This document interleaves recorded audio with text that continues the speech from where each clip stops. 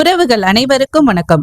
இன்றைய ஆன்மீக தகவல்களில் கோவில்களில் நாம் ஏன் அகல் விளக்கு ஏற்றி வழிபடுகிறோம் என்று பார்க்கலாமா? ஒரு இருளை எப்படி ஒரு வெளிச்சம் போக்குமோ அது போலவே நாம் விளக்கு ஏற்றுவதன் மூலம் நம் பிரச்சனைகள் அனைத்தும் அகலும்.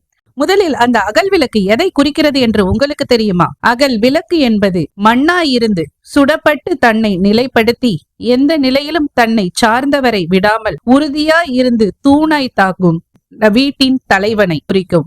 என்னதான் விளக்கு உருவாகினாலும் அதற்கு ஒரு உயிரோட்டம் தேவை அல்லவா? அதுதான் இல்லத்திற்கு இல்லத்தரசியாய் வரும் மனையாள்.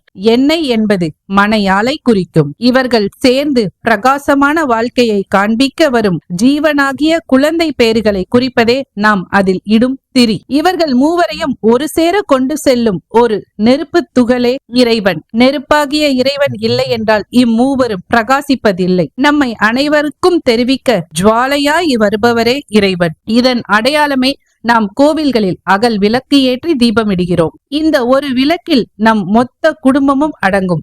இதுவே காலப்போக்கில் வெவ்வேறு வடிவம் பெற்றது, இரு விளக்காய் மாறியது.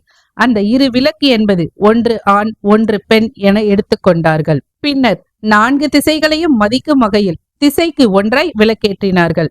நாம் ஒரு குடும்பமாய் கோவில் விளக்கு ஏற்றியதற்கு இது சமம்.